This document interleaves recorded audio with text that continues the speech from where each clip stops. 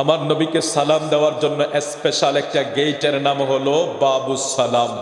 হাজার হাজার মানুষ পিছনে দাঁড়িয়ে থাকে, কখন সেই কাঙ্ক্ষিত জায়গা, সেই আশার আলো, যেই নবীজিকে ৬,০০০ মাইল দূর থেকে কত সালাম দিয়েছিলাম, যেই নবীজিকে ৮,০০০ ১০,০০০ মাইল দূর থেকে সালাম দিয়েছিলাম, ওই ব্যক্তিগুলা যখন সফর করে মদিনায় মুনাওয়ারার সবুজ গম্বুজ মোবারক যখন তাদের চোখের সামনে বেশি ওঠে আর বাবু সালামে ঢোকার জন্য যখন রেডি হয়, তখন সেই কাঙ্ক্ষিত জায়গা, যেই জায়গায় সালাম দিতাম ৬,০০০ মাইল দূর থেকে, ওই কাঙ্ক্ষিত জায়গাটা হলো বাবু সালাম দিয়ে একটু হাঁটলেই নূর নবীজির পবিত্র রওজায়ে আনোয়ার।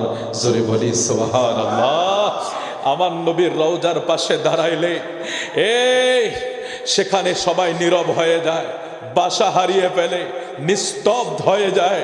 ইয়া রাসূলুল্লাহ, ইয়া রাসূলুল্লাহ, এতদিন সালাম দিয়েছি কত মাইল দূর থেকে, আজকে সালাম দিচ্ছি আপনার কদমের পাশে দাঁড়িয়ে। ইয়া রাসূলুল্লাহ, ওই জায়গায় কিছুদিন আগে একটা আশিকের ইন্তেকাল হয়ে গিয়েছে। প্রেমের বিরহ কি পরিমাণ! জান্নাতুল বাকি আমার নবীজির পাশে, জান্নাতুল বাকিতে শোয়া মানে আমার নবীর কদম মোবারকের পাশে শোয়া। রওজায়ে রাসূলুল্লাহর বাবু সালাম দিয়ে বের হইলে কয়েক মিনিট হাঁটলেই জান্নাতুল বাকি, যেখানে ১০,০০০ সাহাবায়ে কেরাম আছে। কি আজীব বিষয়! আমার নবীর অনুসরণে যাদের জিন্দেগি চলেছিল, হযরত নওফেল রাদিয়াল্লাহু তাআলা আনহু, সাইয়েদনা নওফেল, যাকে যিনি ২ বার শহীদ হয়েছেন, আল্লাহু আকবার বলবেন না? আচ্ছা, ২ বার শহীদ হওয়া, এটা কি এক আজীব বিষয়। আমি ছোট্ট একটা কথা বলে, কারণ যেহেতু সফর করে এসেছে, সফরের কিছু বিষয় মাথায় এখনো ঘুরে, আর যেগুলি ঘুরে এগুলি সারা জীবন কোরআন হাদিসে পড়েছি আর যাওয়ার পরে বাস্তবে দেখে এসেছি। সে উহুদের পাহাড়, যেই পাহাড়কে আমার নবী বলেছেন উহুদ আমাকে ভালোবাসে, আমি উহুদকে ভালোবাসি, এবং উহুদ জান্নাতি। সুবহানাল্লাহ বলেন। এই উহুদ পাহাড় কেন জান্নাতি? আমার নবীকে ভালোবেসে জায়গা করে দিয়েছে। আমার নবীকে ভালোবেসে উহুদের সেই ময়দানে যখন আমার নবীর উপর আক্রমণ হচ্ছিল, উহুদ আমার নবীকে ডেকে বলছে, ইয়া রাসূলুল্লাহ, আমি আপনার জন্য ওপেন হয়ে গিয়েছি। একটা পাথরের পাহাড় যদি এভাবে রাসূলুল্লাহর প্রেমে পাগল হয়ে যেতে পারে, তাহলে আমরা সেই তুলনায় আমরা কিছু আছে? কোনো প্রেমের কিছু করতে পারছি? কোনো কিছু করতে পারি না। রাতের প্রায় 11টা 12টার দিকে মদিনা শরীফ থেকে একটা গাড়ি দিয়ে রওনা হইলাম, উহুদে যাব। আমাকে একটা লোক গাইডলাইন নিয়ে গেলে যে আমার নবীর যেই জায়গায় দাঁত মোবারক শহীদ হয়েছিল, আমার নবী যেখানে হেলান দিয়েছিলেন, মসজিদে ফাসাহা নামে একটা মসজিদ আছে এখনো, সেখানে ১৫০০ বছর আগে, তো সেখানে জায়গাগুলিতে নিয়ে গেল। আমাকে ওই গাইডলাইনটা বলতেছে যিনি মদিনা থাকে, যে হুজুর আপনি একটু নাকটা লাগান। বিশ্বাস করেন, জাইদুল হুসাইনি বকশী এখানে সই আছে, জিন্দাওয়ালি, এখনো সেই নাকে ওই আমার নবী ১৫০০ বছর আগে যেখানে হেলান দিয়েছিলেন, এখনো সেখানে সুগেরান পাওয়া যায়।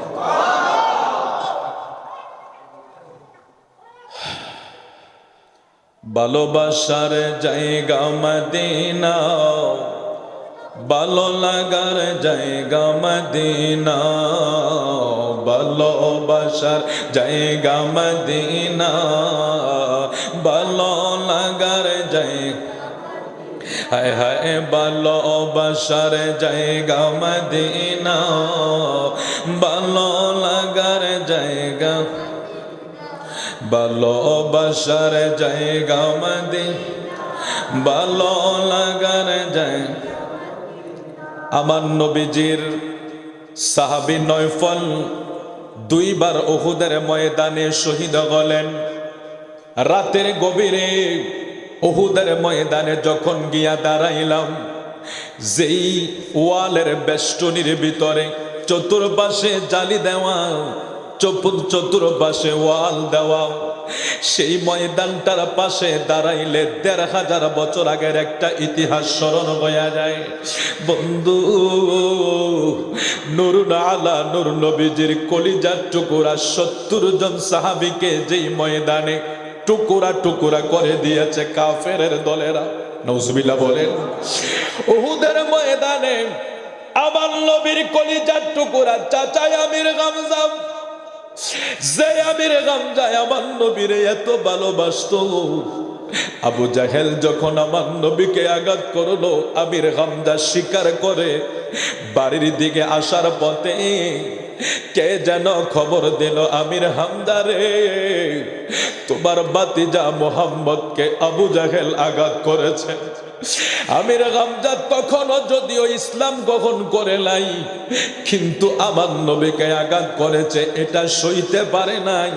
আবু জাহেলকে যায়া শায়েস্তা করলেন, আবু জাহেলকে যায়া বললেন, রে আবু জাহেল শোন, আমার ভাতিজা মুহাম্মদ যদিও আমি তার ধর্ম মানি না, কিন্তু আমি তারে এত ভালোবাসি, আমি আমার ভাতিজা মুহাম্মদ রে তুই আঘাত করলি কেন? এর বিনিময়ে আমি আমার ভাতিজার ধর্মটাকে গ্রহণ করে ফেললাম। সুবহানাল্লাহ। সেই আবু জাহেলরা আমির হামজার প্রতি অনেক ক্ষোভ ছিল। এই ক্ষোভের কারণে উহুদের ময়দানে ইতিহাসের পাতায় এত বিভৎস ঘটনা ঘটে নাই। আমার নবীর চাচা আমির হামজাকে ওই দিন তারা ৭০০ টুকরা করেছে। আরেকটু জোরে বলেন না নাউজুবিল্লাহ।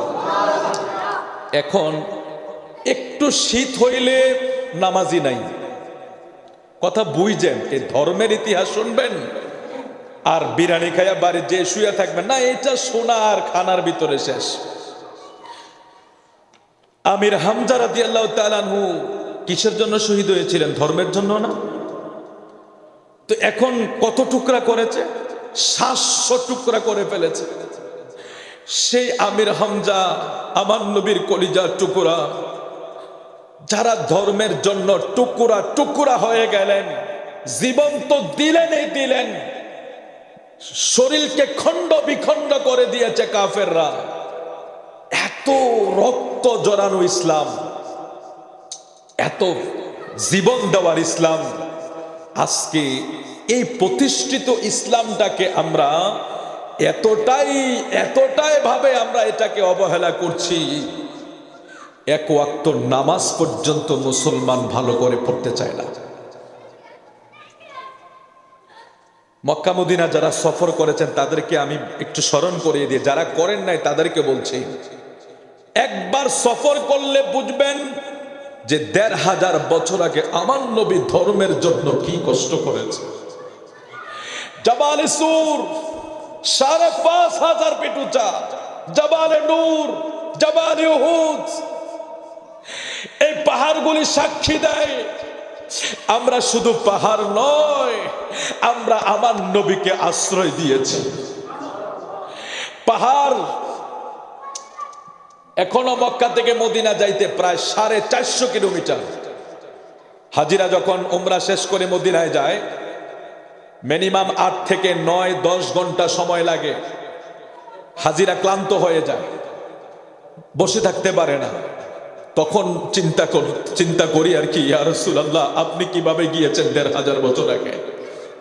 কোথাও মরুভূমি, কোথাও কত উঁচা পাহাড়, আপনি কিভাবে সেই ১৫০০ বছর আগে এই পাহাড় মরুভূমি পাড়ি দিয়ে হিজরত করে মদিনায় গিয়েছিলেন? তাহলে আমার নবী এত কষ্ট করে আমাদেরকে যে ধর্মটা উপহার দিয়ে গেলেন, কোরআন উপহার দিয়ে গেলেন, নামাজ উপহার দিয়ে গেলেন, রোজা উপহার দিয়ে গেলেন, ভালো কথা বলা উপহার দিয়ে গেলেন, আজকে তার ছিটাফোঁটা আমাদের মাঝে নাই। বন্ধু, রাগ করতে পারেন আপনারা, আমি বলি যে একটা ওরুসে, একটা মাহফিলে শুধু বসাই ক্ষান্ত নয়, সেখান থেকে এমন শিক্ষাটা আমাদের হোক যেই শিক্ষায় আমাকে মসজিদের দিকে নিয়ে যাবে। কারণ আমার নবী নামাজকে বড় ভালোবাসেছেন, নামাজের জন্য নবী কষ্ট করেছেন, জীবনের শেষ সময় পর্যন্ত উম্মতকে নামাজের কথা বলেছেন। জোরে বলে আল্লাহু আকবার। এরা রক্ত দিয়েছে, আমরা শুধু একটু ঠান্ডা পানি হইলে ঠান্ডা পানি গরমকাল তো কোনো সমস্যা নাই, কিন্তু সমস্যা হইল এই একটু যদি উসিলা পাই, এদিন আর নামাজ নাই। কেউ আছে সাপ্তাহিক মুসল্লি, কেউ আছে বাৎসরিক মুসল্লি। বলুন বাবা, সাবালক হওয়ার পরে যেখানে রসুল বলছেন একটা বাবাকে আমার নবী দায়িত্ব দিচ্ছেন, বাবাকে নবী দায়িত্ব দিচ্ছেন, আপনারা রাগ করতেছেন মনে হয় না? অনেকে তো আউলিয়া কেরামের ওয়াজ করে গেছেন, এর জন্য আমি একটু ভিন্ন দিকে চলে গেছি। আমিও বলবো যতটুকু পারি, যেহেতু খাজা গরিবে নওয়াজের বিষয়, লাস্টে একটু বলবো। তো বিষয়টা হলো, দেখেন আমার নবী যেই বাবা মাকে যে দায়িত্বটা দিয়েছেন সেটা হলো, তোমরা যখন তোমাদের বাচ্চাগুলির 7 বছর বয়স হবে, তোমরা তাদেরকে তালিম দাও। কিসের? নামাজের। তাদেরকে নামাজের তালিম দাও, নামাজ শিক্ষা দাও। এই বাচ্চার বয়স বাড়তেছে, নামাজের শিক্ষা দিতে থাকো, নামাজে তাকে নিয়ে যাও, নামাজের মাসলা মাসাল তাকে শিক্ষা দাও। 10 বছর বয়স যখন হবে, বাবা মাকে আল্লাহ রসুল বলছেন, দায়িত্ব দিচ্ছেন বাবা মাকে, যে 10 বছর বয়স যখন হবে তখন তোমরা তোমাদের সন্তানকে নামাজ না পড়লে প্রয়োজনে প্রহার করো। আল্লাহু আকবার বলেন। আপনারা বলুন, আমার নবীর এই শিক্ষাটা বের করেন যে কয়টা ফ্যামিলিতে আছে। আর এখনকার যে প্রজন্ম, আল্লাহ মাফ করুক, ও নামাজের কথা বলা, মোবাইলে তো হাত থেকে নেওয়া যায় না। আর নামাজের কথা বললে তো সালছে, মা বাবাকে খুন করছে না এখন ছেলেরা, বাবাকে মেরে ফেলতেছে, মাকে মেরে ফেলতেছে। হ্যাঁ, এটা আমাদের কামাই, আমরা বাবা মার এটা কামাই করতেছি। কেন? আমরা একটা সময় তাদেরকে কি করতেছি না, গাইড দিতেছি না। ওই ছেলে যেভাবে আছে সেভাবে তাকে ছেড়ে দিয়েছে, সে এমন ভাবে সে উঠেছে, সে আর আপনার কথা শোনে নাই। যখন তার শোনার বয়স ছিল তখন আপনি বলেন নাই, কিন্তু যখন তার শোনার বয়স শেষ হয়ে গেছে তখন বলে আর কোনো লাভ নাই। তখনই আপনার উপরে সে আঘাত করে, আপনাকে মারতে যায়, খুন করে। আল্লাহ আমার নবীর কলিজার টুকরারা রক্ত দিয়েছে, জীবন দিয়েছে ধর্মের জন্য, আর আমরা একটু ঠান্ডা পানি দিয়ে উযু বানাবো? আল্লাহ রসুল সাল্লাল্লাহু আলাইহি সাল্লাম বলছেন, এ আবু জারকে নিয়ে রসুল বের হলেন। তিনি বলেন, অতঃপর আমার নবী আমাকে ডাকলেন। আমি বললাম, লাব্বাইকা ইয়া রাসূলুল্লাহ, আমি হাজির। আমার রসুল আমার হাতে ধরলেন, ধরে বের হলেন। নবীজি একটা ঢালের ভিতরে, শীতকালে আমার নবী একটা ঢালে ধরলেন। শীতকালের বৈশিষ্ট্য হইল গাছের পাতা ঝরে যায়। কষ্ট হচ্ছে না তো আপনাদের? গাছের পাতা ঝরে যায়, শীতকালে গাছের পাতা মরে, এগুলি পড়ে যায়। তো আমার নবী এমন একটা ঢালে ধরলেন আর লাড়া দিলেন, পাতা ঝরতে লাগলো। আমার নবী বলছেন, আবু জার, এই গাছের পাতা যেভাবে ঝরে, গাছের পাতা যেভাবে ঝরে, আমার কোন উম্মত এই শীতকালের ঠান্ডা পানি দিয়া, এত প্রচন্ড শীত হওয়ার পরেও কষ্ট করে কেউ যদি ঠান্ডা পানি দিয়া ওযু বানাইয়া নামাজের ভিতরে দাঁড়িয়ে যাইতে পারে, আমার আল্লাহ এই শীতকালে যেইভাবে ডাল থেকে ফাতা জোরে পড়ে যায়, আমার উম্মতের গুনাহগুলিও তাদের গুনার আমল নামা থেকে আল্লাহ ঝরাইয়া দিবে, তাদেরকে বেগুনা মাসুম বানিয়ে দিবে। জোরে কোন সুবহানাল্লাহ। শীতকাল হলো মুমিনরার জন্য সবচেয়ে নিয়ামত স্বরূপ, এটাও হাদিস শরীফে আছে।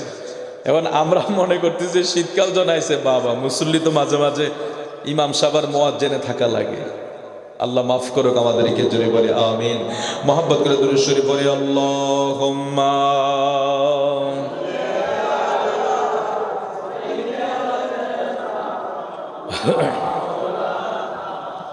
মুহাম্মদ ওয়া আলা আলি।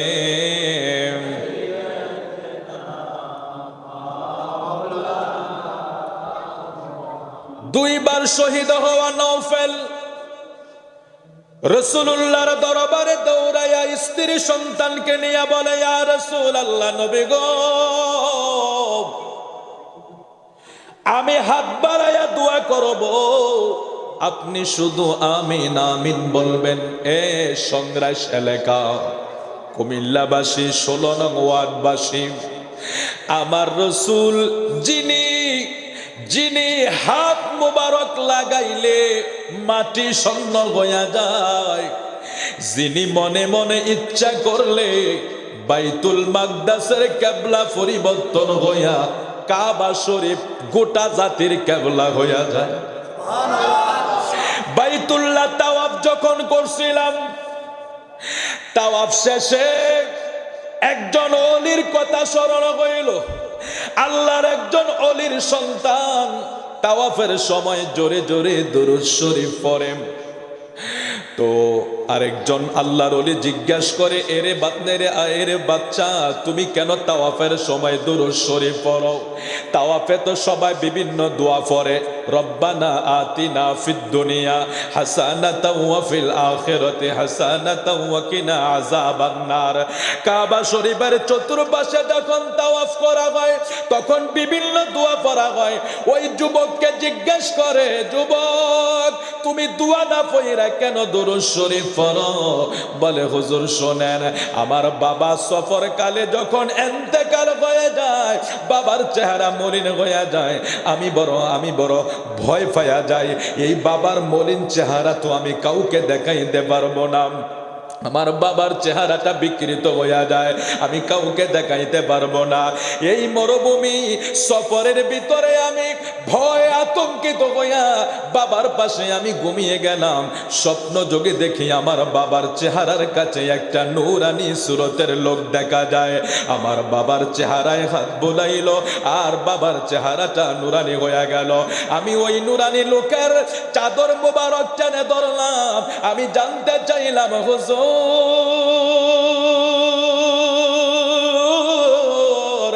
আমার বাবার চেহারার দিকে তাকানো যায় না, এত বিভৎস হয়ে গেছে ইন্তেকালের পরে, আপনি কে গো? হাত বুলাইলেন আর চেহারা নুরানি হয়ে গেল। ওই নুরানি চেহারা পরিচয় দেয়, রে বাচ্চা, আমি অন্য কে হই না, আমি হইলাম নূরের নবী মুস্তাফা।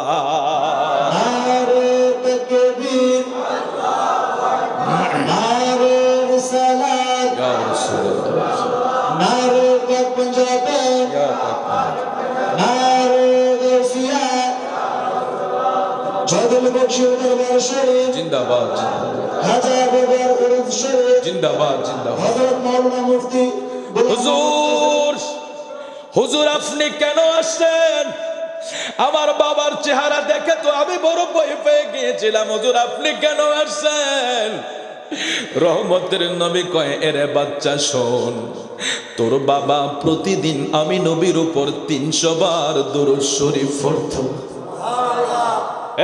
পাগলেরা, দৈনিক 10 বার দুরূদ পড়ুন না, লোক তো পাওয়া যায় না। অথচ আপনি জানেননি, আপনি দুরূদ শরীফ পড়লে, মোহাব্বতে যদি পড়েন গো, আমার নবী নিজ কান মোবারকে শুনে। আপনি বুঝতে পারেন না এই প্রেমের কি, এই যে প্রেম কত উচ্চ মাকামের প্রেম। আপনি এখানে বৈশা দুরূদ শরীফ পড়বেন আর আমার নবী আপনার পরিচয় জানে, আপনার নামও জানে, কে দুরূদ পড়ে আপনাকে চিনে। রে কুমিল্লাবাসী, ওই দুরূদ শরীফ পড়তে পড়তে রওজায়ে রাসূলুল্লাহ নুরানি কান মোবারকে শুনতে শুনতে একবার যদি ডাক কবুল হয়ে যায়, কোনো না কোনো ভাবে মদিনায় পৌঁছে যাবেন। জোরে বলি আল্লাহু আকবার।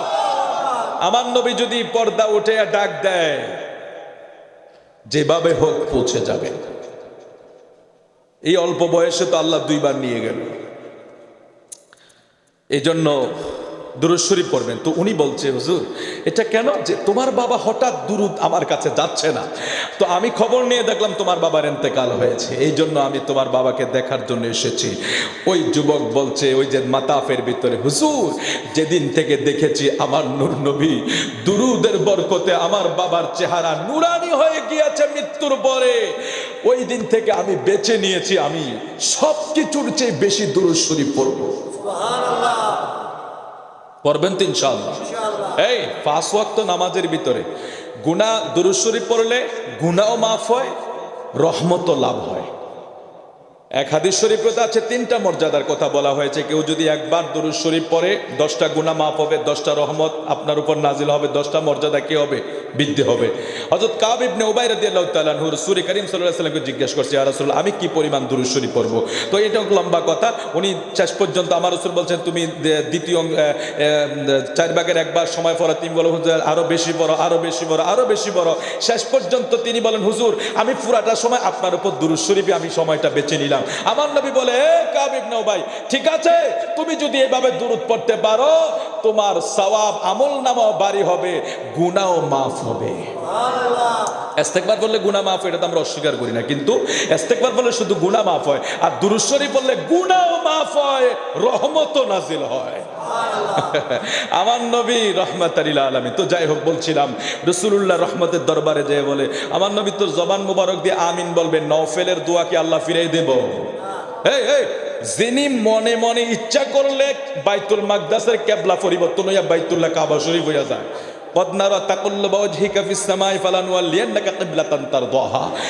আমার নবী এখনো মসজিদে কিবলাতান আছে। আপনারা কে হজে গেলে দেখবেন মসজিদে কিবলাতান, দুই কিবলা বিশিষ্ট মসজিদ, এটা মদিনা শরীফে এখনো আছে। মসজিদের ভিতরে ঢুকলে উপরে একটা জায়নামাজ দেওয়া আছে, ওদিকে বাইতুল মাকদাসের দিকে কিবলা ছিল, তারপরে 16-17 মাস পরে এটা বাইতুল্লাহ কাবার দিকে। এটা আমার নবীর কারণে হয়েছে। এই জন্য আমার নবীকে বলা হয় আরশেরও কাবা মদিনা, ফরশেরও কাবা মদিনা, কাবারও কাবা মদিনা। বলছিলাম যে সে রাসূলুল্লাহ বাইতুল্লাহ কাবা শরীফের পাশে দাঁড়াইয়া কিছুক্ষণ কিয়াম শরীফ করছে নিজে নিজে। কেন করছি? আমি বললাম, এরে কাবা, হে কাবা বাইতুল্লাহ, তুমি স্বয়ং বাইতুল্লাহ কাবাই তো আমার রাসূলের জন্য দেওয়া না। আমার নবী যেদিন দুনিয়া এসেছে কাবা রাসূলুল্লাহর হুজরা মুবারকের দিকে ঝুঁকে গেছে। এই জন্য আরশকা কাবা মদিনা, ফরশকা কাবা মদিনা, কাবা কা কাবা মদিনা। এই জন্য আপনাদের আমাদেরকে কেউ যদি ভুল বুঝাইতে আসে যে মক্কা থেকে এসে চলে আসো, মক্কায় সবকিছু, এগুলি থেকে অনেক দূরে থাকবেন। আল্লাহ হেফাজত করুন, জোরে বলে আমিন। দুরূদ শরীফ পড়ে আল্লাহুম্মা পানি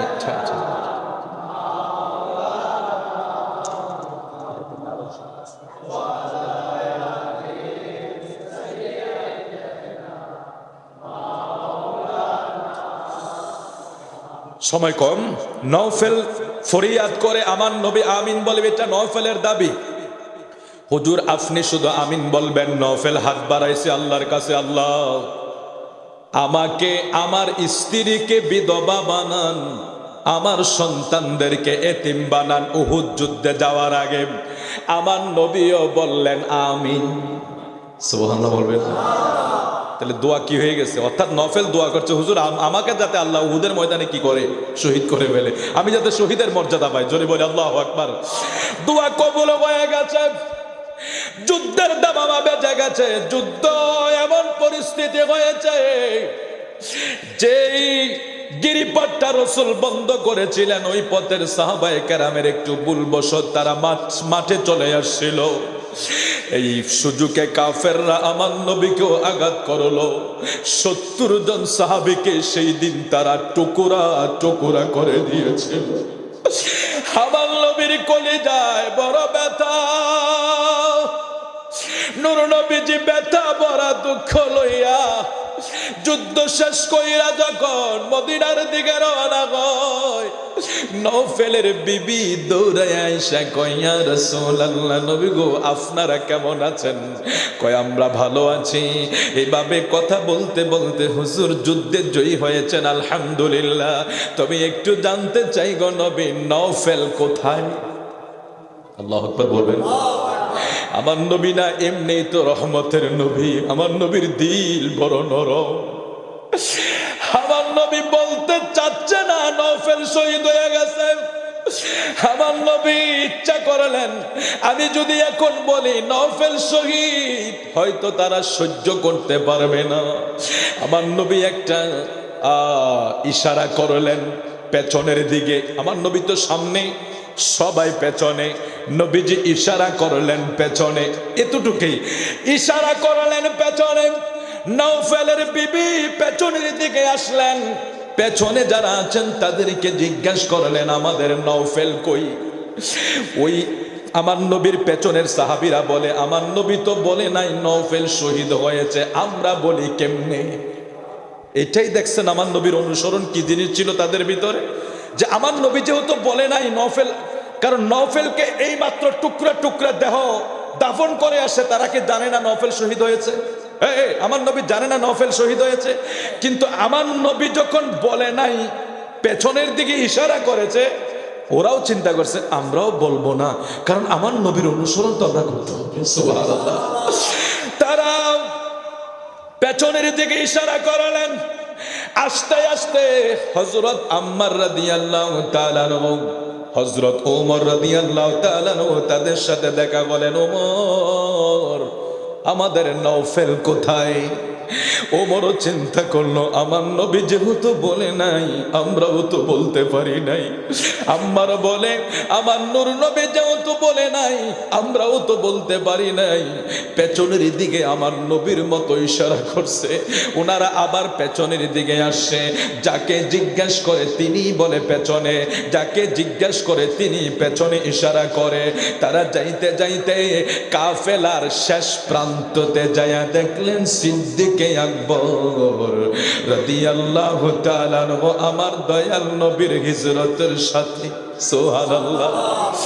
এখন কাফেলার শেষের দিকে যিনি আছেন ইনি হলেন আবু বকর। আবু বকরকে যায়া ধরলেন, আবু বকর নওফেল কোথায়? এবার বুঝুন, আমার নবীর পেছনে কাফেলার লোক আছে, নবী দেখাইছে পেছনে, তারা পেছনে লোক আছে দেখাইলো পিছনে, ওমরের পিছনে লোক আছে দেখাইলো পিছনে, আম্মারের পিছনে লোক আছে দেখাইলো পিছনে, কিন্তু আবু বকরের পেছনে কেউ নাই। উনি কিভাবে দেখাইলেন? বুঝতে পারছেন বিষয়টা?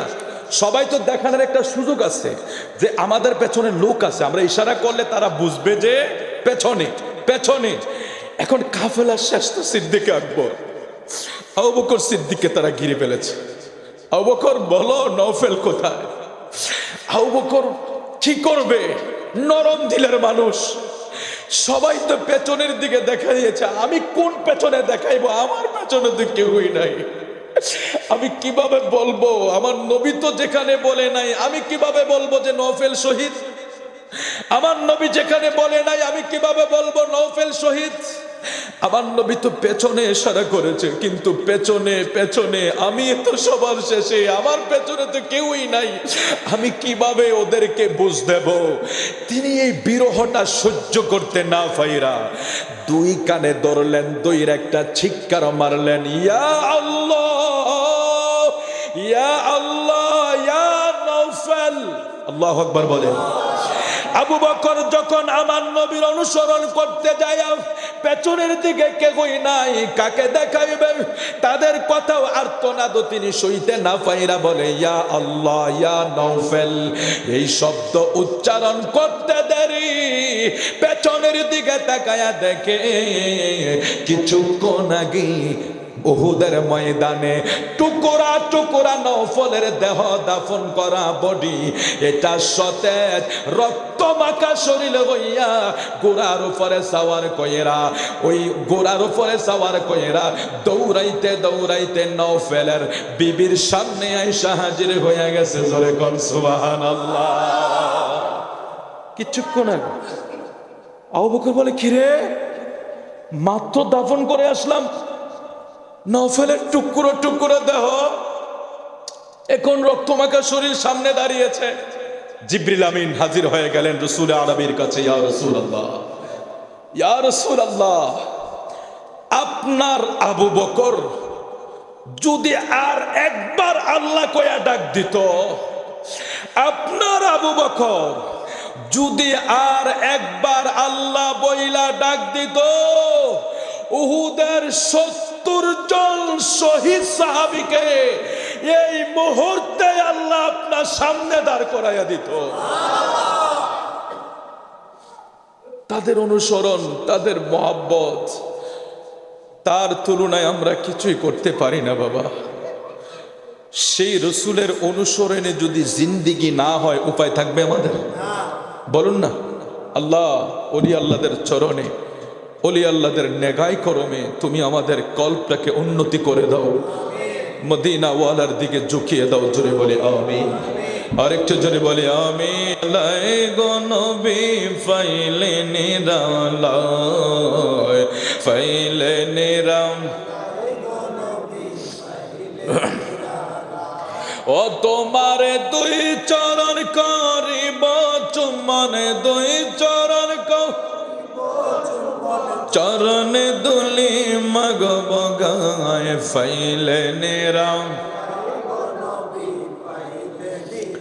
লায়, ফাইলে নিরাম আমার নবী বহুদূরে, ইমানদারের জানের কাছে। এখানে একটা দলিল শোনেন, ওয়ানাহনু আকরাবু ইলাইহি মিন হাবলিল ওয়ারিদ। আল্লাহকে বলা হয়েছে আল্লাহ বান্দার শাহরগের চেয়ে আরো নিকটে, তো শাহরগ হইল পেছনে। আর রসুলকে বলেছে আন্নাবিয়্যু আউলা বিল মুমিনিনা মিন আনফুসিহিম আউলা বামানা আকরা।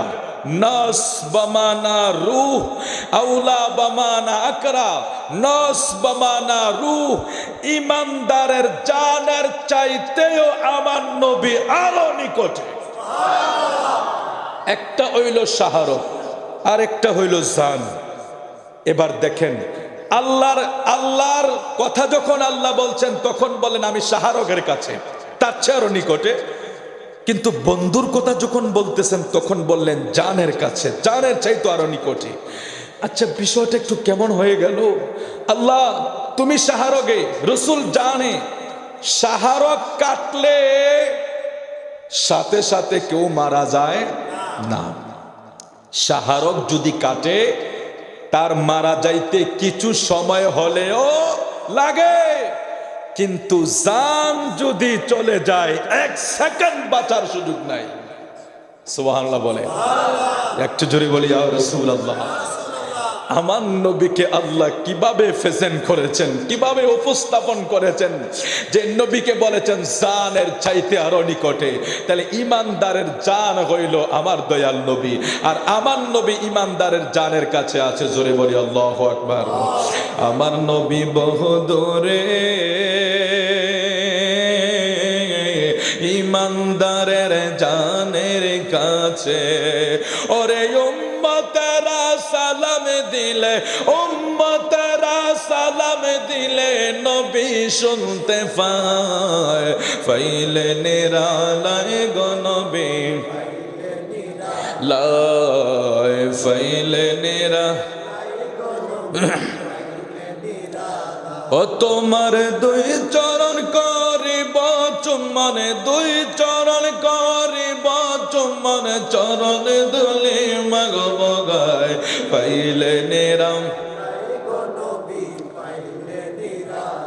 সময় যেহেতু কম, সূরা আয়াতে কারিমা তেলাওয়াত করেছিলাম, এখান থেকে আমরা কিছু আলোচনা করি। যেহেতু আমরা আমার প্রিয় নবীর অনুসরণে আমাদের জিন্দেগি চালাইতে হবে, এছাড়া আর কোনো রাস্তা নাই। আমার নবীর সাহাবীরা জীবন দিয়া আমার নবীরে অনুসরণ করেছে। আমার নবীর সাহাবীরা আমার নবীর জীবন দিয়া, সম্পদ দিয়া, যা কিছু ছিল সব কিছু রাসূলুল্লাহর কদমে বিলীন করে দিছে।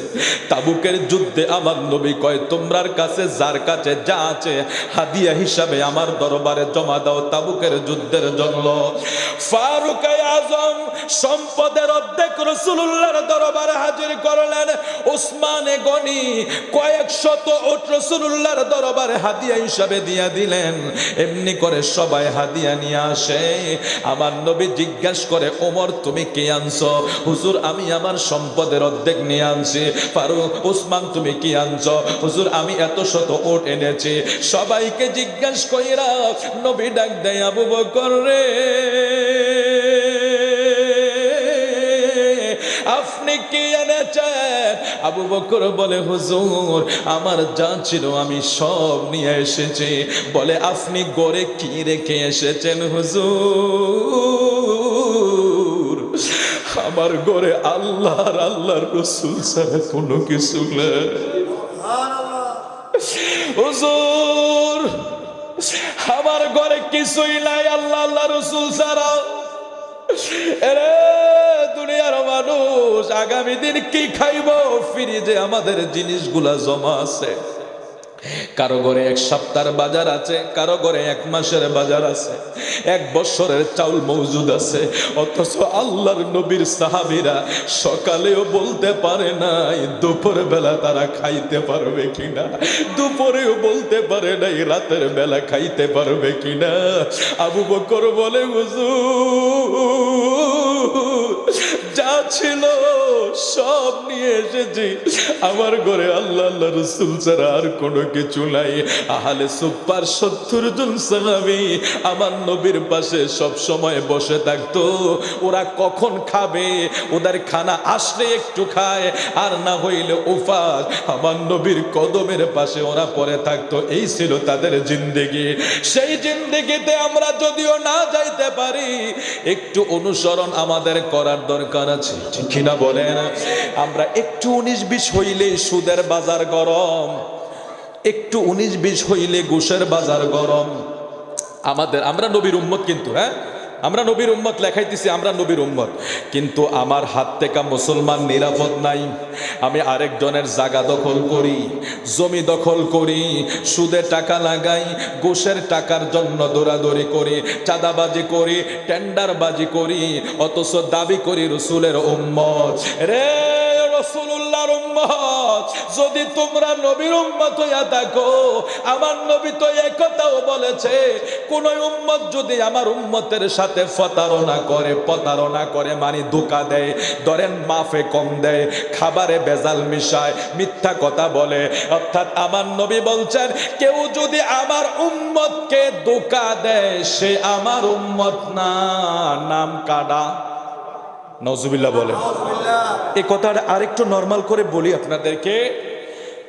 আল্লাহ রসুল বলেন যে কেউ যদি আমার উম্মতকে ধোঁকা দেয়, আজকে দেখলাম আমাদের যে ভোক্তা অধিকার আছে না, এগুলো অনেক দুঃখের সাথে কথা বলতে হয়।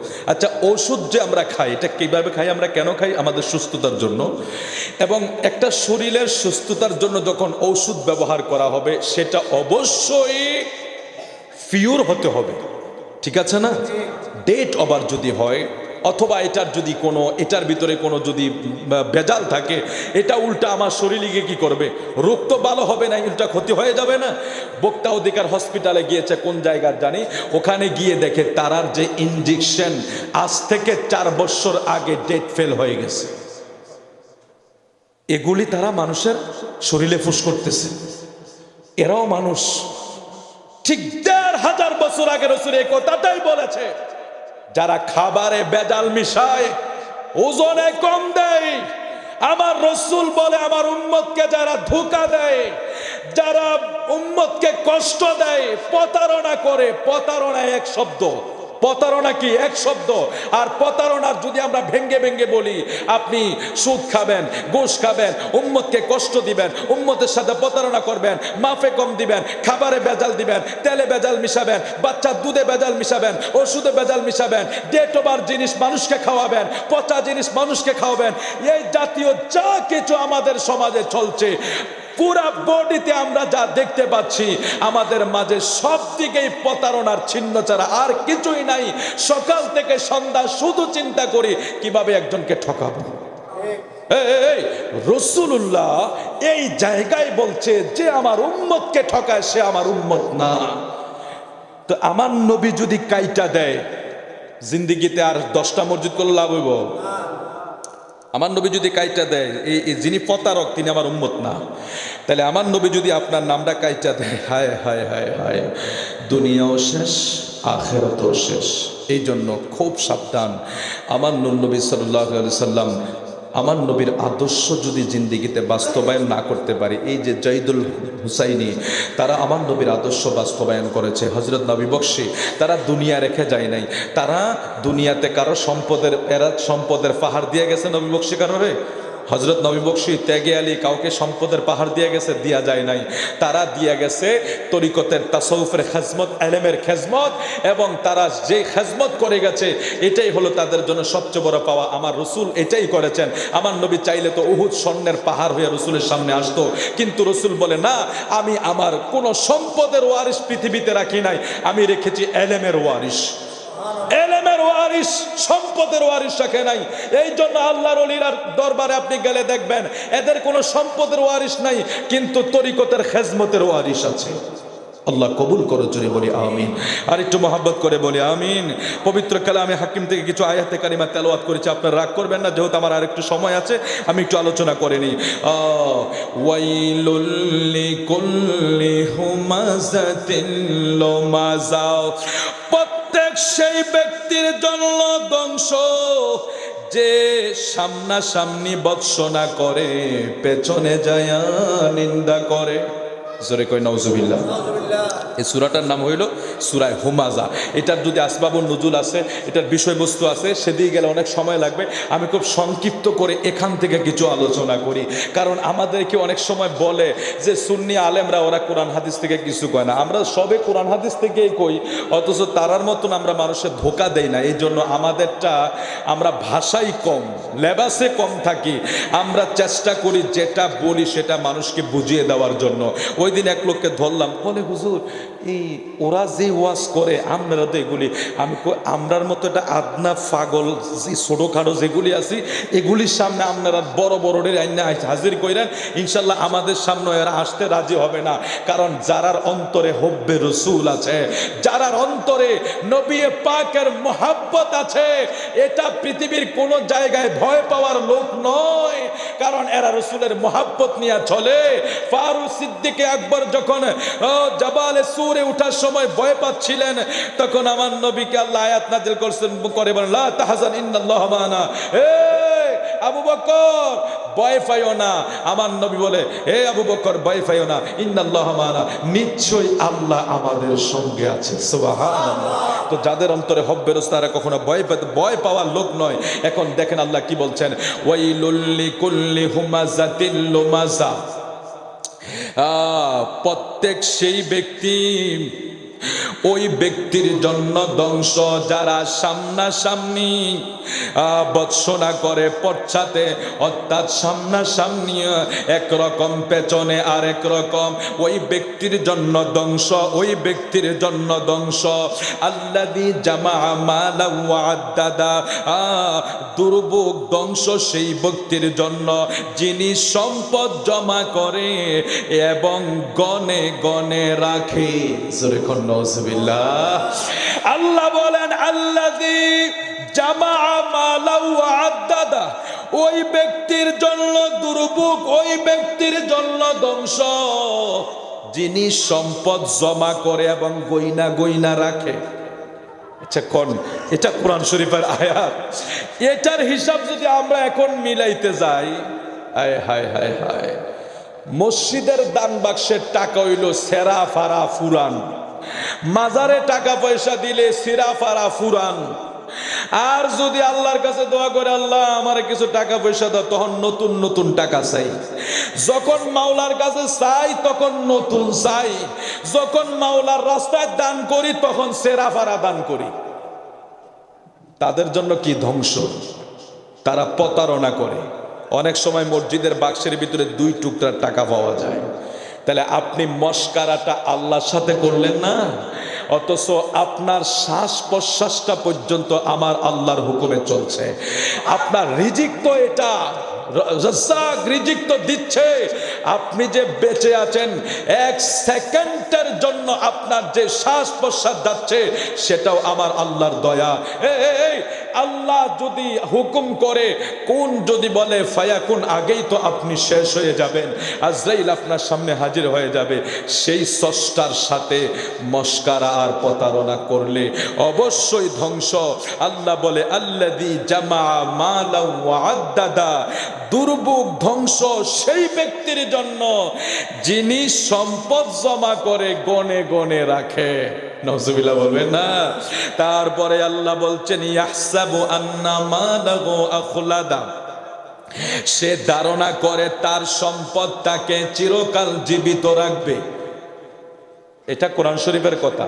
আল্লাহ বলছেন, আল্লাহ বলছেন যে ইয়াহসাবু আন্না মালাহু আখলাদা, সে চিন্তা করে সম্পদ তারে চিরকালে জীবিত রাখবে। এই যদি না হইতো, আমরা সম্পদ দিন দিন বাড়ার পরিকল্পনায় সুদের বাজার গরম হইতো না। ঠিক আছে না? এখন আমাদের চিন্তা ভাবনা হইলো আমাদের সম্পদ ছাড়া আমাদের কোনো বিকল্প। এখন আবার অনেকে বলে, এই টাকার নৌকা বেটা পাহাড়ে দিয়ে চলে। ওই দিন দেখি একবার নমিনেশন পাইছে না, ও আমাদের কুমিল্লার কথা কই না, আবার ফেস লাগাই না, অন্য জায়গার বেড়া নমিনেশন পাইছে না দেখে বেড়া টিয়া কতলা বস্তা লইয়া কয় তুই লইয়া যা, তুই লইয়া যা। আমি কই হ্যাঁ রে আল্লাহ, এটি তো আল্লাহর দেওয়া রিজিক, কোনো মানুষ খাইতে পায় না, কোনো মানুষ একটা বেলা খাবারের জন্য হাহাকার করে, সারাদিন রিক্সা চালায়, সন্ধ্যাবেলা আসার টাইমে চাউলের টাকাটা জোগাড় করতে কষ্ট হয়ে যায়, সকালবেলা বাচ্চার স্কুলে যাওয়ার বেতনটা দিতে অনেকের কষ্ট হয়ে যায়।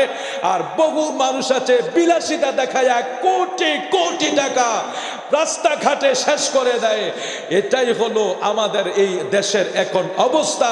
একজন না খাইয়া মরে আর আরেকজন খাবার ডেইনে ফালায়। নাউজুবিল্লাহ বলবে না? তো এগুলি জবাব দিতে হবে আল্লাহর কাছে। তো আল্লাহ বলছেন ইয়াহসাবু আন্না মালাহু আখলাদা, সে ধারণা করে তার সম্পদ তাকে চিরদিন জীবিত রাখবে। এটা করি কি করি না আমরা? যদি না করতাম তাহলে সুদ খাইতাম কখনো? আরে মিয়া, হালাল খাইয়া পয়সাওয়ালা এত সোজা, হালাল খাইয়া বাড়ি ঘর করা এই জমানা এত সোজা। পেঁয়াজের কেজি 150 টাকা, তেলের কেজি 200 টাকা, চাউলের কেজি বাড়তেছে, দিন দিন বাড়তেছে। ইদানিং আলুটা আর ডিমটা মনে একটু কম আছে। তো আলু আর ডিম কয়দিন খাইবেন? তেল ছাড়া খাওয়া যাইব? মাশাল্লাহ বাড়তেছে। তো আপনি হালাল খাইয়া, তো আল্লাহ এখানে কেন এই মেসেজটা দিয়েছেন যে আমি মনে করি হোক সুদ, হোক ঘুষ, হোক ফরের জায়গা, হোক ফরের জমি, আমার এই সম্পদটা লাগবো। অর্থাৎ ইয়াহসাবু আন্না মা লাহু আখলাদা, সে ধারণা করে সম্পদেই তাকে চিরকাল জীবিত রাখবে। জোরে বলি নাউজুবিল্লাহ, আরো জোরে বলি নাউজুবিল্লাহ। আল্লাহ বলেন, হাবিব তাদেরকে বলেন, কাল্লা লায়ুম বাজান্না ফিল হুতমা, কখনো না, কখনো না, সে অবশ্যই হোতামায় আগুন বিচ্ছিন্ন করে দিবে, নিক্ষিপ্ত হবে। অর্থাৎ আল্লাহ বলছেন, নবী গো, ইয়াহসাবু আন্না মালাহু আখলাদা, তারা মনে করে তাদের সম্পদগুলি তাদেরকে বাঁচায়া রাখবে। তারা মনে করে সিঙ্গাপুর আর ওই ইন্ডিয়াতে, চেন্নাইতে বিভিন্ন জায়গায় চিকিৎসা করলেই মনে হয় আমি বেঁচে যাব। কিন্তু এটা যে তাদের ভুল ধারণা। যখন সময় হবে, আইনামা তাকুনু ইউদরিকুমুল মাউতু ওয়ালাউ কুনতুম ফি বুরুজিম মুশাইয়াদা, মউতের যখন সময় হবে, 7 আসমানের উপরে 7 জমিনের নিচে সন্দুক বানাইলেও লুকায়া থাকা যাবে না। কারো সুযোগ আছে নি? কোনো থাউন যাইব? হায় হায় হায় হায়। এই জন্যই আল্লাহ বলে যে ইয়াহসাবু আন্না মালাহু আখলাদা, এরা মনে করছে তাদের সম্পদ, অনেক সম্পদ হয়ে গেছে, কি হয়েছে, আমার অনেক টাকা, আমি আবার কেয়ারে চিকিৎসা করব, আমি ঢাকাতে গ্রিন লাইফে চিকিৎসা করব, ওইখানে না হইলে আমি চলে যাব। আমার এক চিনা জানা লোক, ও রিং ফরাই এসে আর কি 4-5 লক্ষ টাকা খরচা করে গেছে। হুজুর 5 লাখ, বিষয়টা বুঝছেন নি? মানে ওনার টাকা আছে বিদায় উনি ওনার রিংদারে কদ্দুর ইয়া করছে, ওপেন করছে হাতটারে। তো উনি এটারে দেখাইতেছে টাকার গরম, মানে টাকা হইছে দিকে এটারে সিদ্ধ পারছে। আয় হায় হায় হায়। এই জন্য অনেক মানুষের অর্থের কারণে, অর্থের অহংকারে আর ক্ষমতার অহংকারে তার দুনিয়াও শেষ, আখিরাতও শেষ। আল্লাহ এখানে বলছেন যে এটা তো আমাদের জন্য দুনিয়া আল্লাহ যেটা দিয়েছে এটা সামান্য একটা সময়। যে কোনো সময় আল্লাহর হাতে, যে কোনো সময় আজরাইল আমাদেরকে পাকড়াও করতে পারে। তাহলে মানুষ যখন মনে করে যে ইয়াহসাবু আন্না মালাহু আখলাদা, সম্পদ তাদেরকে বাঁচিয়ে রাখবে, আল্লাহ বলছেন কখনোই না। কাল্লা লায়ুমবাজান্না, কখনোই না। মানে আমরা মনে করি কি সম্পদ আমরা বাঁচিয়ে রাখবো, আল্লাহ বলে কাল্লা লায়ুমবাজান্না, কখনোই না। কে কয়? আমরা রাগ হইতেছে? ওয়াজ মনে একটু অন্যদিকে চলে গেছে নাকি?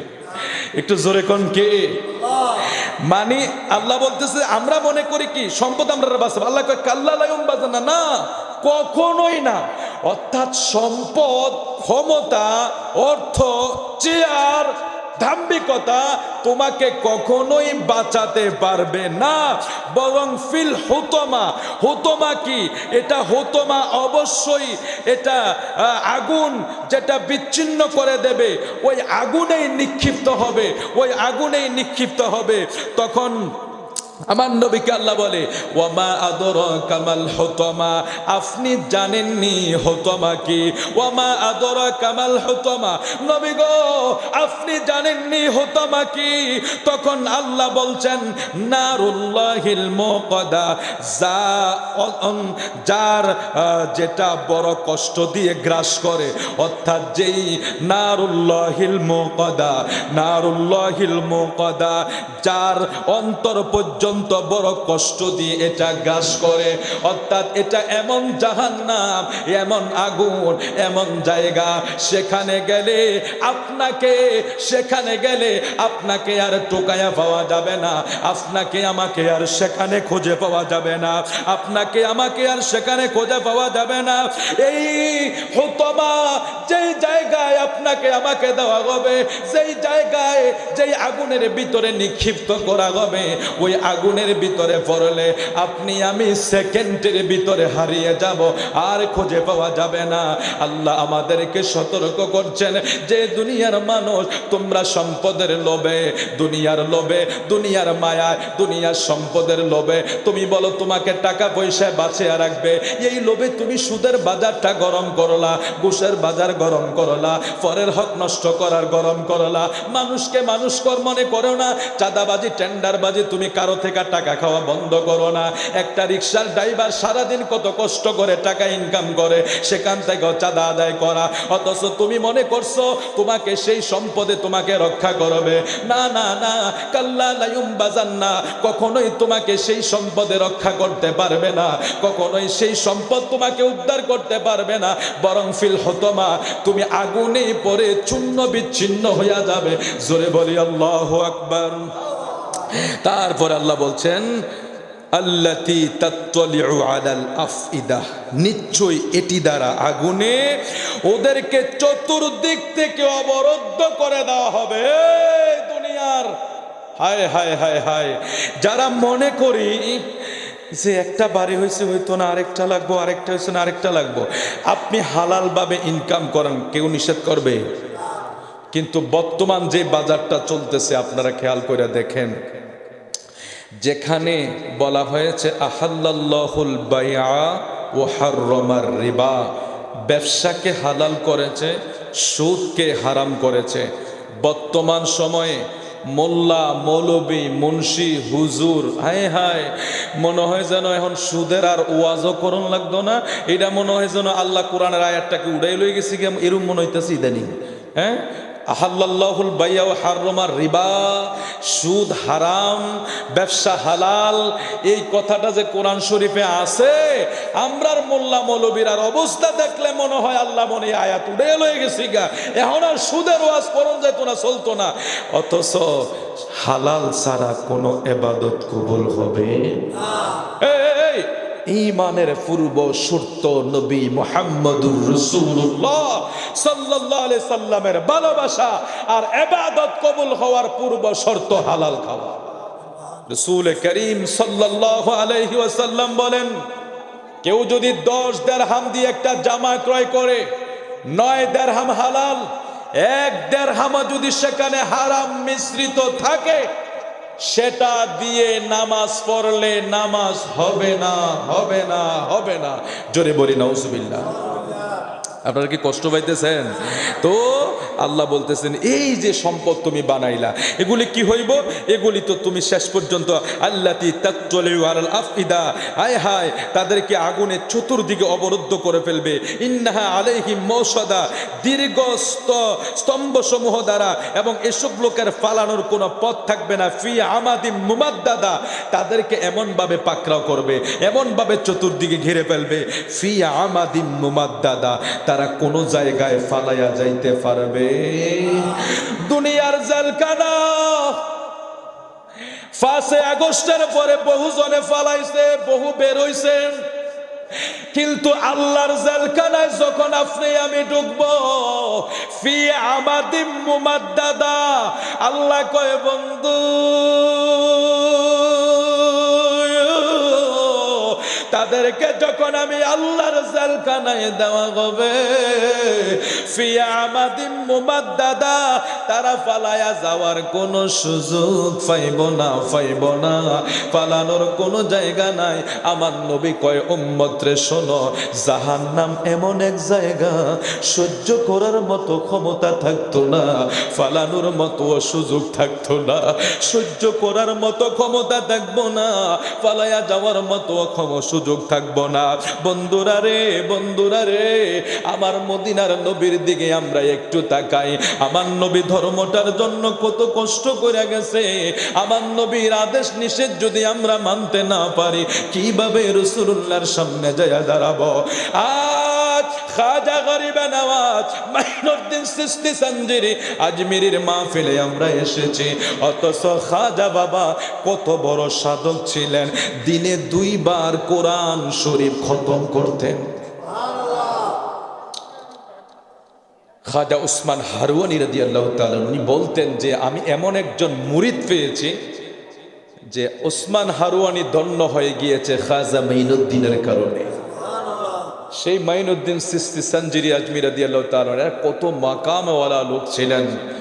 আর সবচেয়ে বড় আশ্চর্যের বিষয় হলো এদের যে সাধনা, যে জায়গাগুলি আমরা অনুসরণ করি না, যে খাজা গরিবে নওয়াজের যে সাধনা ছিল এত কঠিন, অল্প বয়সে জিনার মা বাবা দুনিয়ার থেকে চলে গিয়েছিলেন, একটা বাগান মাত্র, আঙ্গুরের বাগান ওনার কাছে দিয়ে গিয়েছিলেন। তৎকালীন সময় খাজা গরিবে নওয়াজের দেশে একটা যুদ্ধ হয়েছিল। ওই সময় মুসলমানদেরকে মেরে একেবারে কচুকাটা করে ফেলেছে বিধর্মীরা, এত দুর্ভিক্ষ লেগেছে, খাজা বাবার কাছে কিছুই নাই। তখন তিনি বাবার দেওয়া শেষ একটা সম্বল আঙ্গুরের একটা বাগান, ওই বাগানটাকে বিক্রি কইরা যা ছিল এগুলিকে থলের ভিতরে নিয়ে মানুষের বাড়ি নিয়ে দিয়ে আসছে। আল্লাহর প্রতি উনি বের হয়ে গিয়েছেন। জীবনে এত সাধনা করেছেন, বহু সময় এশার ওযু দিয়ে ফজরের নামাজ আদায় করতেন, দিনের পর দিন কোরআন খতম, কোরআন তালাওয়াত, আল্লাহর জিকিরে তারা সব সময় মগ্ন থাকতেন। সেই হিন্দেল ওয়ালি গরিবে নওয়াজের আজকের মাহফিলে আমরা বসেছি। এই মাস এটা বড় মর্যাদার মাস। এই মাসে অনেক ওলিদের ওফাত হয়েছে। তার ভিতরে এই মাসের সর্বশেষের যে একটা বিষয় আমাদেরকে অত্যন্ত আনন্দ দেয়, সেটা হলো মেরাজুন নবী সাল্লাল্লাহু আলাইহি ওয়াসাল্লাম। আমার নবী আল্লাহর সাথে দিদার করেছে, এর চাইতে আর বড় কোনো কিছু আছে? আল্লাহর সাথে দিদার করেছে, দিদারে এলাহি, এর চেয়ে আর বড় ঈদ হতে পারে না, খুশি হতে পারে না। কারণ যেই আল্লাহকে দেখার জন্য সমস্ত নবীরা কেঁদেছে। মুসা নবী তো শেষ পর্যন্ত আশা নিয়া সেই কুহুতুর পর্বতে উঠেছে। আল্লাহর সেই নুরানিয়াতের একটু ঝলক মুসা নবীর পাহাড়ও সহ্য করতে পারে নাই। চতুর্দিকে কয়েক কিলোমিটারের পশু পাখি জ্বলে গেছে, মুসা কালিমুল্লাহ বেহুশ হয়ে গিয়েছে। আর সেই জায়গায় যেখানে 70,000 নূরের পর্দার একটু সুইচের গাড়ার নূর, কুহুতুর পর্বত সহ মুসা নবী সবাই যখন বেহুশ হয়ে যায়, পাহাড় জোরে ছাই হয়ে যায়, আর সেখানে আমার আপনার নবীকে আল্লাহ নিতে সুম্মা দানা ফাতাদাল্লা ফাকানা কাবা কাউসাইনি আও আদনা ফাআওহা ইলা আবদিহি মা আওহা। আল্লাহ বলে আমার হাবিবকে আমি এত নিকটে নিয়ে এসেছি, তীরের ধনুকের 2 মাথা যত নিকটে থাকে, তীরের যে ধনুক আছে টানলে 2 মাথা কাছে আসে, তার চেয়ে আরো নিকটে আমি আমার হাবিবকে নিয়ে এসেছিলাম। নারে তাকবীর, নারে রিসালাত, নারে পাক পাঞ্জাতন, নারে বখশিয়া। হযরতুল আল্লামা মাওলানা জাকির হোসেন আল কাদরি সাহেবের আগমন। আওয়াজ করে বলি মারহাবা। অল্প সময়ের ভিতরে আমরা শেষ করে দিচ্ছি ইনশাল্লাহ, যেহেতু মাহফিলটা আমার বাজান বলেছে 1টার ভিতরে ইনশাল্লাহ সমাপ্ত করে দিবে। তো বলছিলাম সূরা বুরুজ যেটা, এই আয়াতে কারিমার একটা ব্যাখ্যা আছে যে আল্লাহ তো বলছেন এখানে ওয়াসসামা ইযাতিল বুরুজ ওয়াল ইয়াউমিল মাউউদ শাহিদি ওয়া মাশহুদ কুতিলা আসহাবুল উখদুদ, অর্থাৎ সেদিন দর্শক ও দৃষ্টের শপথ, বুরুজ এবং তারকারাজি বিশিষ্ট আকাশের শপথ, সেদিনের শপথ যার প্রতিশ্রুতি দেওয়া হয়েছে। এখানে একটা ঘটনা সহিহ মুসলিমে বর্ণনা করা হয়েছে যে এক যুগের একজন বাদশাহ, এই সূরা বুরুজের আলোকে আলোচনা করা হয়েছে। আমি একটা বুজুর্গের সোহব্বতের কথা বলে শেষ করে দিচ্ছি, যেহেতু ওলি আল্লাহদের সোহব্বতে আমরা থাকতে চাই, ঠিক আছে না? ওলি আল্লাহর সোহব্বতে থাকলে কি ফায়দা হয় সেটা বলে ইনশাআল্লাহ হুজুরকে মাইক দিয়ে দিচ্ছি। সেটা সূরা বুরুজের আলোকে সহিহ মুসলিম শরীফ থেকে আলোচনা করা হয়েছে। তো বাদশার একজন জাদুগিরি মুরব্বী ছিল, সে সেটা দিয়ে অনেক কিছু করত, মানুষকে কষ্ট দিত। তো যাই হোক, তার জাদুগিরি মুরব্বী যখন বৃদ্ধ হতে লাগলো, তিনি চিন্তা করেন আমি আরেকটা ছেলেকে শিক্ষা দেব, আরেকটা ছেলেকে তার জাদুবিদ্যাটা শিক্ষা দেব। তিনি তার দরবারের লোকগুলারে বললেন, আমার দরবারে একটা লোক এনে দাও, ছেলে এনে দাও, যাদেরকে আমি জাদু শিক্ষা দেব, যাদের জাদু শিক্ষা দিলে ওইটা দ্বারা আমরা আরো কিছু সময় করতে পারবো। ওই ছেলেটাকে তারা নিয়ে আসলেন, ছেলেটাকে বাদশার দরবারে নিয়ে আসলেন। যুবক ছেলেটা বাদশার দরবারে আইসা জাদুগির শিখে, জাদুও শিখে।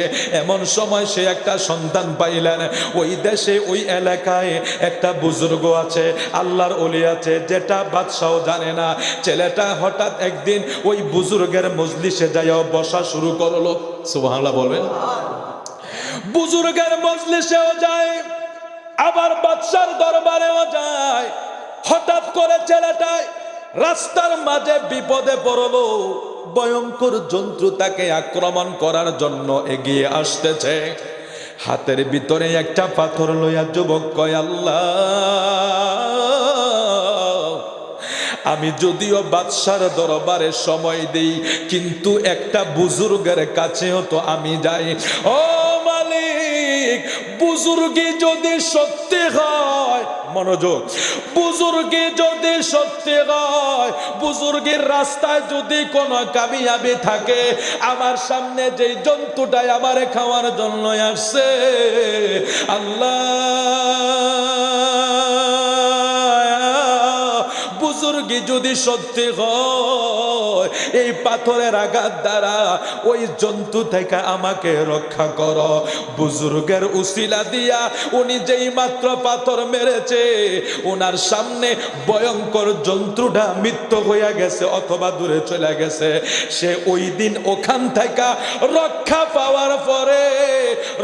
পাওয়ার পরে বলে, দুনিয়ার কোনো জাদুবিদ্যা নয়, আল্লাহর ওলিরাই সত্য, বুজুর্গিয়ে সত্য। জোরে কোন সুবহানাল্লাহ। জাদু হইল মন্ত্র, ধোকা দেওয়ার জিনিস। আর যারা বুজুর্গ ওলি আল্লাহ, তারা মানুষের উপকার করে, আর যারা জাদু করে তারা মানুষের ক্ষতি করে। যারা আল্লাহর বন্ধু, যাদের বুজুর্গি আছে, তারা মানুষকে দুই হাতে বিলাইয়া দেয়, দুই হাতে বিলাইয়া দেয়। আর যারা জাদু শিখে, মন্ত্র শিখা, এগুলি মানুষকে কষ্ট দেওয়া ছাড়া আর কোনো কিছুই করে না। এখন ওই যুবক ওই দিন থেকে যেই দোয়া করে, এই দোয়া আল্লাহর কাছে কবুল হয়ে যায়। একটু দুরূদ শরীফ পড়ি, আল্লাহুম্মা।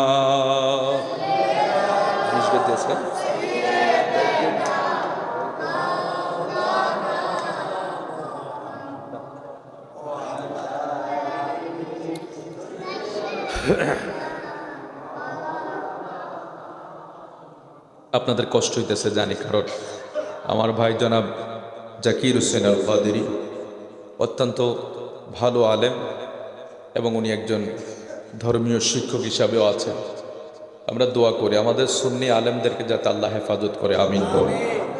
কমপক্ষে একটা জিনিস, সেটা হলো কখনো কোনো সময় কোনোভাবে যাতে আমার নবী শানে গোস্তানকে হয়, এমন আচরণ কোনো সময় যাতে না হয়, সাবধান। কারণ আমাদের ছেলে সন্তানগুলি তো এখন একটু নতুন করে গজাচ্ছে, ইউটিউব দেখা বিভিন্ন ভাষা তারা ব্যবহার করতে চায়। সাবধান করে দিবেন যে বাবা, আর যাই করো আমার নবীর শানে বেয়াদবি করো না। কারণ আল্লাহর হাবিবের শানে বেয়াদবি করলে গোটা সৃষ্টি মিলেও যদি দোয়া করে আল্লাহ কয় এইখানে আমি আর এখানে মোহর মেরে দেই। আমার নবীর শানে কেউ গুস্তাকি করলে, আব্দুল্লাহ বিন ওবাই আমার নবী যখন দোয়া করছিল, আমার নবী আল্লাহ বলছেন হুজুর সে আপনাকে কষ্ট দিয়েছে, সুতরাং 70 বার দোয়া করলে দোয়া কবুল হবে না। এটার মানে কি? এটা গোটা জাতিকে বুঝিয়ে দিলেন যে যারা আমার নবীকে কষ্ট দেয় 100 বছর নামাজ না পড়লে সে জাহান্নামে যাবে এমন কথা কেউ বলতে পারবে না। কিন্তু 100 বছর নামাজের পরেও যদি রাসূলুল্লাহ শানে 1 সেকেন্ড গুস্তাকি করে তার 100 বছরের বন্দেগী ধূলিসাৎ হয়ে যাবে। সুতরাং আমার রসুলের শানে আদবের ব্যাপারে খুব সাবধান, ওলি আল্লাহর দরবারে আদবের ব্যাপারে খুব সাবধান। আদবে আউলিয়া বেআদবে দৌলিয়া। তো তিনি ওই সময় থেকে তিনি যখন বুজুর্গের সাথে সময় দেন, বাচ্চার কাছে যদিও সময় দেয় তিনি ওইভাবে দেয় নাই। তো তিনি বলেন তিনি যখন দোয়া করে কুষ্ঠরোগী ভালো হয়ে যায়। দেখেন বুজুর্গের সোহব্বত। তাহলে আমরা এই সোহব্বতটা যদি আমরা নিতে চাই আমাদের দিলের কালেকশনটা ওইভাবে লাগাইতে হবে। আমরা বিরিয়ানি খাই শেষ। হায় হায়, মসজিদের অবস্থা দেখলে, নামাজিদের অবস্থা দেখলে আপনারা রাগ করবেন না যে আমাদের সূরা কেরাত, আমাদের নামাজ, মাঝে মাঝে যদি মসজিদের পেছনে নামাজ পড়ি, আর ইমামতির বয়স তো হয়ে গেছে 18-20 বছর, তো মুসল্লির পেছনে যদি মাঝে মাঝে কোনো কারণে দাঁড়াই, কিছু কিছু মুসল্লিদের দিকে চোখ গেলে এত কষ্ট লাগে। বয়স হয়ে গেছে 60-70, এখনো ভালো করে সেজদা দেওয়াটা আমার বাবা পারে না, এখনো রুকুটা কিভাবে দিবে পারে না। রুকু থেকে গেলে সোজা হওয়ার আগেই চলে যায়। সেজদার ভিতরে গেলে 2 সেজদার মাঝখানে যেখানে রাসূল বলছেন 1 তাসবিহ পরিমাণ অপেক্ষা করা, এটা ওয়াজিব। অথচ আমার দেশের অনেক ভাইয়েরা সেজদার উপরে সেজদা, সেজদার উপরে সেজদা, নামাজ বাতিল হয়ে যাচ্ছে বলতে পারে না। ওয়াজিব তরক হয়তো নামাজ বাতিল হয়ে যায়। রুকু থেকে আপনি এক তাসবিহ পরিমাণ হইলো সোজা হয়ে দাঁড়াইতে হবে। ওই দিন এক লোকে এক ইমাম সাহেবের ব্যাপারে বিচার দিছে। এই ইমাম সাহেবের ব্যাপারে অমুক মসজিদে হুজুর এবারে এমনি কত উঠতে আবার জায়গা, এটা আবার কি? এই জন্য আমাদের বয়স হয়ে গেল 40, 50, 60, এখনো এবাদতের পরিবর্তন আসে নাই। তাহলে আমরা কিভাবে সোহব্বত পাবো? বুজুর্গ ছেলেটার অবস্থা দেখেন, সে মাত্র কিছুদিন সময় অলির দরবারে সময় দিয়েছে। তাহলে সে কিভাবে দিয়েছে? ওইভাবে দেওয়ার কারণে সেও তার সেই বুজুর্গি হাসিল করেছে। হাসিল করে কি হয়েছে? সে যখন দোয়া করে দোয়া কবুল হয়ে যায়। কুষ্ঠ রোগীর জন্য দোয়া করলে রোগ ভালো হয়ে যায়। টাক মাথা আসলে তার জন্য দোয়া করলে চুল গজায়া যায়। বাদশার দরবারে একটা লোক অন্ধ হয়ে গেছে। অন্ধ লোকটা ওই যুবক ছেলেটার কাছে আসছে। যুবক ছেলেটায় দোয়া করছে, তার অন্ধত্ব ভালো হয়ে গেছে। বাদশা জিজ্ঞেস করে তোর চোখ ভালো হইল কেমনে? কয় আল্লাহ ভালো করছে। আল্লাহ আবার কেডায়? আমি তো খোদা। নাজুবিল্লাহ। এই কথা বলে ওই ছেলেটা খবর হয়ে গেছে যে ছেলেটা এইভাবে কাজ করে। ছেলে এক বুজুর্গের কাছে গেছে, তখন বাদশা বুজুর্গকে শহীদ করে দিয়েছে। ছেলেটাকে মারার জন্য বহু চেষ্টা করছে, ছেলেকে নিয়ে পাঠায় দলবল নিয়ে, ওই দলবল শেষ হয়ে যায়, ছেলেকে মারতে পারে নাই।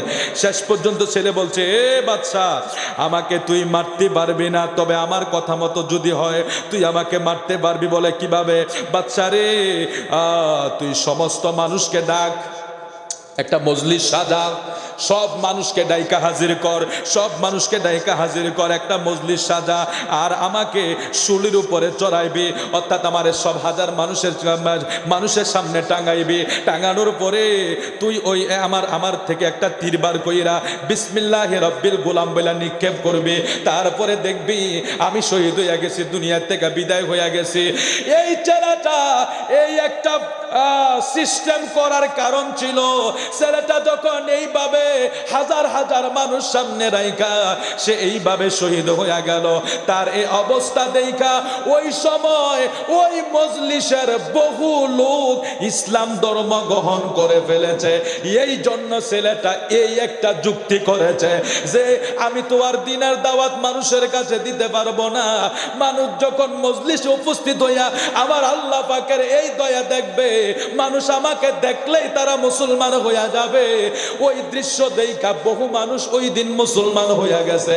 ছেলেটা এই জন্য হাজার মানুষকে মজলিসে হাজির করেছে। উনি চিন্তা করেছে বাচ্চায় আমারে শহীদ করব, কিন্তু আমি শহীদ হওয়ার বিনিময় আমার আল্লাহর মনোনীত ধর্মের প্রসার হইয়া যাবে। এই জন্য এই সূরার ভিতরে অনেক লম্বা আলোচনা। তাদেরকে বাচ্চা আগুনে ফালাইছে, করাত দিয়া ছিঁড়ছে, অনেক কষ্ট দিয়েছে তাদের জাতিকে, যারা শুধু কি করেছে, ইসলাম ধর্মটা গ্রহণ করেছে। কুমিল্লাবাসী, আমরা এখন অনেক আরামে আয়াসে আছি। আমরা এত আরামে থাইকা যদি নামাজটাই ঠিক করে না করতে পারি, আমরা এত আরামে থাইকা যদি আল্লাহকে একটু না ডাকতে পারি, বাবা কি জবাব দেব? এখন যে এক জমানা, স্ট্রোকের রোগী বেড়ে গেছে, হঠাৎ মৃত্যু, এখন ভালো সকালে নাই। এখন কথা বলছেন সকালে, আরে বন্ধু তোর সাথে এই শেষ। এটা আমার নবীর ভবিষ্যৎবাণী যে শেষ জামানায় হঠাৎ মৃত্যু বেড়ে যাবে। আমার রসুল বলছেন হঠাৎ মৃত্যু বেড়ে যাবে। এটা এখন মেডিকেল সায়েন্সের ভাষায় স্ট্রোক বলে, মানে হৃদক্রিয়া বন্ধ হইয়া মানুষের মরণ হয়। তো এটা যাই কিছু হোক, মরণের সময় হইয়া গেলে এটারে কোনো সময় হৃদক্রিয়া হবে, কোনো সময় জ্বর হইব, কোনো সময় ক্যান্সার হইব। মূলত বিষয় হলো আইনা মা তাকুনু ইউদরিকুমুল মাউত ওয়ালাউ কুনতুম ফি বুরুজিম মুশাইয়াদা। মৌতের সময় এলে আইনা কোনো জায়গায় লুকানোর সময় নাই। কুল্লু নাফসিন যায়িকাতুল মাউত। এক সেকেন্ড এদিকেও যাওয়ার সুযোগ নাই, ওদিকেও যাওয়ার সুযোগ নাই। সময় হলেই আমরা আজরাইলের হাতে ধরা খেয়ে যাব। সুতরাং সময় থাকতে এই আজকে গরিব নওয়াজের পবিত্র ঔরুস মুবারকে মাইনুদ্দিন সিস্তি সানজিরি আজমির রাদিয়াল্লাহু তাআলার সদকায় যাতে আল্লাহ তুমি আমাদের দুনিয়া আখিরাতকে কামিয়াব করো, জোরে বলে আমিন। আমি মাফ চেয়ে নিচ্ছি হাত জোর করে, অনেক কথা আপনাদেরকে বলে ফেলেছি। এটা আমরা যেহেতু দায়িত্ব নিয়েছি, আমরা দায়িত্ব নিয়ে কথা বলতে হয়। আল্লাহ যাতে আমাদের সবাইকে আমল করার তৌফিক দেয়। বলা সহজ, পালন করা কঠিন। বলা সহজ, পালন করা কঠিন। শোনা সহজ, পালন করা কঠিন। আমরা আল্লাহর কাছে দোয়া করবো, আল্লাহ তুমি আমাদেরকে দুনিয়া আখিরাতের কামিয়াবি করো, জাহিদুল হুসাইনের নুরানি নজর নজরে করো, আমাদের জন্য নসিব করো। আওয়াজ করে বলি আমিন। ওয়া আখিরি দাওয়ানা আনিল হামদুলিল্লাহি রাব্বিল আলামিন। আসসালামু আলাইকুম ওয়া রাহমাতুল্লাহি ওয়া বারাকাতুহু।